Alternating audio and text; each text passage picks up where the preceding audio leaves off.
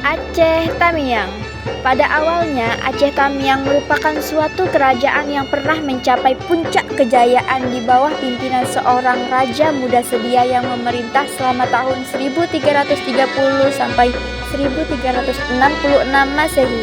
Tamiang berasal dari dua kata yaitu te dan miang. Te yang berarti tidak dan miang yang berarti gatal. Jadi secara harfiah, temiang itu artinya tidak gatal atau kebal gatal dari miang bambu. Nama ini berkaitan dengan legenda Raja Tamiang yang terkenal yaitu Pucuk Suluh yang konon kebal terhadap miang bambu. Sehingga temiang melambangkan ketangguhan dan kekuatan raja serta rakyat.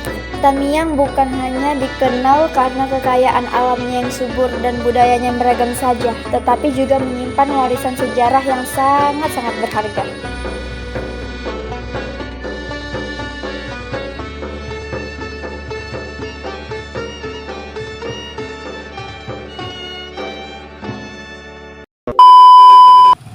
Assalamualaikum warahmatullahi wabarakatuh.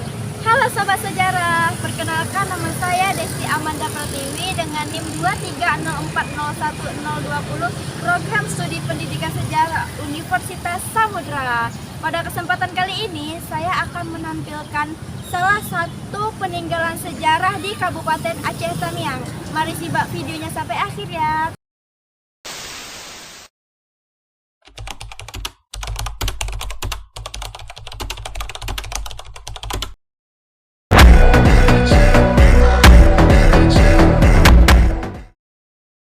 Pada masa pendudukan Belanda di Aceh Tamiang, industri karet di Kabupaten Aceh Tamiang, terutama di Desa Alur Jambu, menjadi salah satu usaha sitgam atau getah bermutu tinggi yang terkemuka. Meskipun masih menggunakan alat produksi manual, kualitas lateks yang dihasilkan tetap terjaga. Sejak berdirinya pada tahun 1926, organisasi ini telah mengembangkan sejumlah bangunan, termasuk danau trim elastis, rumah otoritas Belanda, tempat tidur buruh, tempat tinggal staf, dan penjara mini. Bisnis ini mulai berkembang pesat seiring waktu karena lokasinya yang strategis dekat dengan pusat kota, sehingga memudahkan pengiriman barang ke daerah lain. Pada tanggal 1 Oktober 1926, ada dua pemimpin MARF asal Belanda yaitu Adi Versus dan Elwi van Rogen mendirikan perusahaan karet ini. Meskipun awalnya dikendalikan oleh Belanda, organisasi ini juga terlibat dalam produksi plastik. Namun pada tahun 1976, Belanda akhirnya melepaskan kendali penuh atas industri ini. Bagi buruh perakitan yang melakukan kesalahan dalam pekerjaan, mereka akan langsung ditegur dan dihukum cambuk di penjara ini.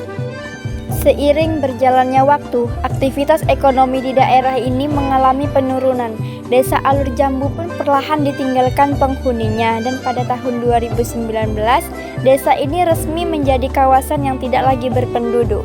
Kondisi bangunan-bangunan tua yang kini terbengkalai memunculkan berbagai cerita mistis di kalangan masyarakat sekitar, seperti suara-suara aneh dan penampakan yang sering terjadi di malam hari. Keangkeran lokasi ini menjadi bagian tak terpisahkan dari sejarah kelam kolonialisme, membuatnya menarik sekaligus menyeramkan untuk ditelusuri sebagai warisan sejarah yang menyimpan banyak kisah tak terungkap.